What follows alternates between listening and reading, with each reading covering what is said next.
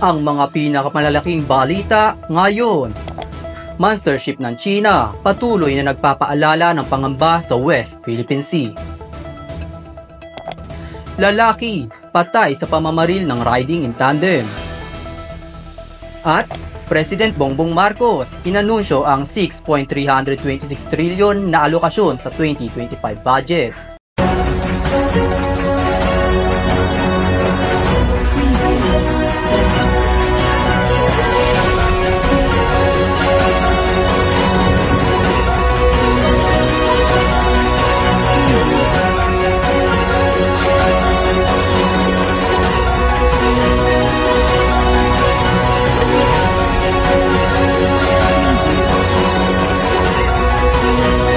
Live mula sa Indang, Cavite, ito ang Tres Balita.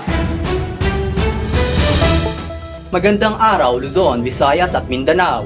Maghahatid ng makabuluhang balita na sentro ang Pilipino para sa bayan. Ako si Dave Villanueva, ito ang Tres Balita. Monster ship ng China patuloy na nagpapaalala ng pangamba sa West Philippine Sea. Pinaigting ng Philippine Coast Guard o PCG ang pagbabantay sa monster ship ng China na patuloy na namamalagi sa karagatan ng Zambales nitong 5 ng Enero taong kasalukuyan. Ang balita ngayon, live mula sa Zambales City. Narito si Danica Aguilar. Hinamon ng Philippine Coast Guard o PCG ang monster ship ng China dahil sa iligal nitong presensya sa karagatan upang mas lalong mas bigyan ng diin ng ahensya na walang karapatang maglayag o mag-operate sa loob ng exclusive economic zone ng Pilipinas. Nagtalaga rin ang Philippine Coast Guard ng sasakyang panghimpapawid na Coast Guard Islander upang tumulong sa sinasagawang operasyon.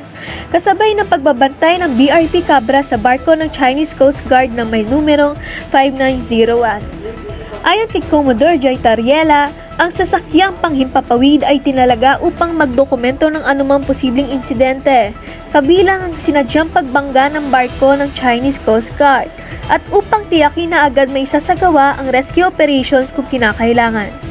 Patuloy na magsasagawa ang Philippine Coast Guard ng maingat at angkop na hakbang hanggat hindi natitigil ang paglabag ng Chinese Coast Guard sa mga karapatan ng Pilipinas sa nasabing karagatan, habang nananatiling pangunahing prioridad ang kaligtasan at seguridad ng mangingisdang Pilipino. Danica Aguilar para sa Tres Balita. Maraming salamat Danica, live mula sa Zambales City. Dead on the spot ang isang lalaki sa kahabaan ng Kapulong Street, Barangay 104, Tondo, Manila, matapos siyang pagbabarilin ng riding in tandem pasado 1:00 ng madaling araw. Ayon sa kapatid ng biktima, nakikipagkwentuhan sa ilang residente ang biktima nang dumating ang riding in tandem. Bumaba, umakbay at itinanong ng gunman sa biktima kung siya ba ang pangalan na kanyang ipinakita. Ngunit nang makita ang baril na hawak ng gunman, imbis na sumagot ay umatras ang biktima at dito na siya pinaputukan ng baril. Ayon sa Manila Police District, hindi bababa sa 5 basyo ng bala ang na-recover sa crime scene. Bagamat aminadong gumagamit ng ilegal na droga ang biktima, tingin ng mga kamag-anak ay mistaken identity ang nangyaring pamamaril. Proseso para sa pagbabalik ng mga pinatawad na Pilipino mula UAE, silipin. Ang balita ngayon, narito si Angel Romero. 220 Pilipino na nakakulong sa United Arab Emirates ang pinatawad bilang bahagi ng pagdiriwang na ika-53 anibersaryo ng Araw ng Pambansang Pagkakaisa ng Bansa nitong Lunes. Ayon kay Lazaro sa isang pahayag, ang pagpapatawad sa mga Pilipino ay binigay bilang pagkilala sa matibay na ugnayan ng dalawang bansa at ito ay direktang resulta ng pagpupulong ni Pangulong Marcos kay His Highness Sheikh Mohammed bin Zayed Al Nahyan, ang Pangulo ng United Arab Emirates noong nakaraang Nobyembre. Kasalukuyang pinoproseso ng Department of Foreign Affairs at ng Philippine Embassy sa Abu Dhabi ang mga kinakailangang dokumento at administratibong proseso para sa pagbabalik ng mga pinatawad na Pilipino. Angel Romero para sa Tres Balita.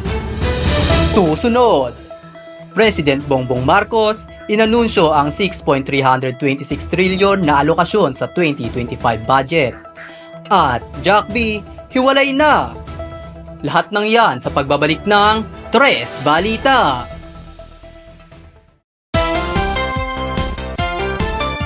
Ito mo ba yun? Oh my God.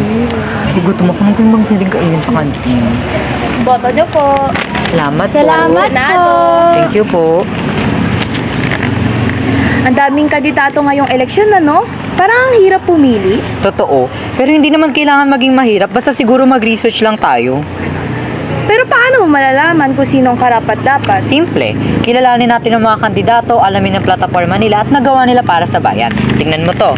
May listahan pa siya ng mga proyekto niya nung nasa posisyon pa siya. Hindi lang puro salita, may gawa rin. Ang galing.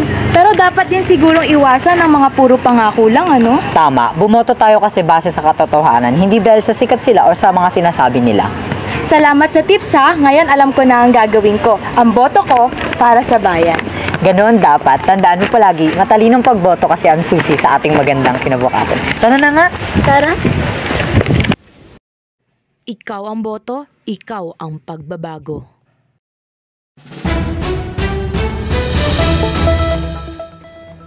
President Bongbong Marcos inanunsyo ang 6.326 trilyon na alokasyon sa 2025 budget.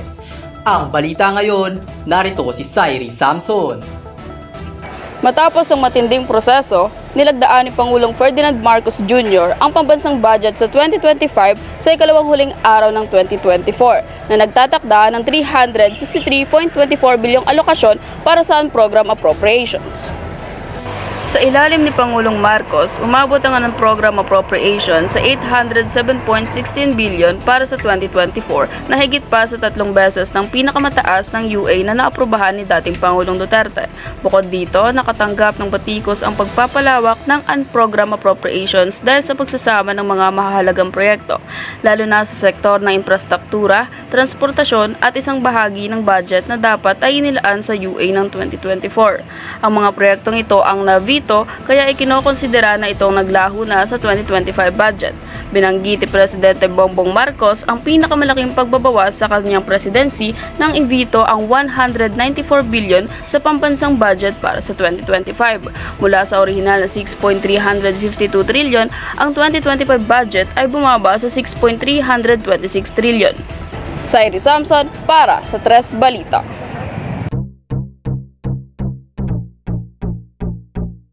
Isang pasabog nga ang sumalubong sa atin ngayong taong 2025 nang inanunsyo ni Barbie Forteza nitong ikalawa ng Enero na hiwalay na sila ng dating kasintahan na si Jack Roberto. Matapos ang 7 taong pagsasama ay nagpasalamat ito sa pagmamahal na ibinigay sa kanya ng ex-partner nito. Ani ni Barbie Forteza, naging masaya naman siya na nakasama niya si Jack sa mga lumipas na taon. Ngunit, naniniwala siya na sa paghihiwalay nila ay may mabuting dulot din ito para sa kanila. Hiniling din niya na matagpuan ni Jack ang pagmamahal na deserve nito. Sa pag-anunsyo ni Barbie Forteza sa kanilang paghihiwalay ng kanyang real-life partner na si Jack Roberto, inaasahan niyang maunawaan ng mga tao ang kanilang sitwasyon. Ako ang inyong chikadora, Angel Decena. Dave? At yan ang mga napapanahong balitang hatid namin sa inyo. Kapakanan ng bayan ang unang tututukan. Ako si Dave Villanueva. Hindi bibitiw sa paghahatid ng balita. Tuwa, Tres Balita.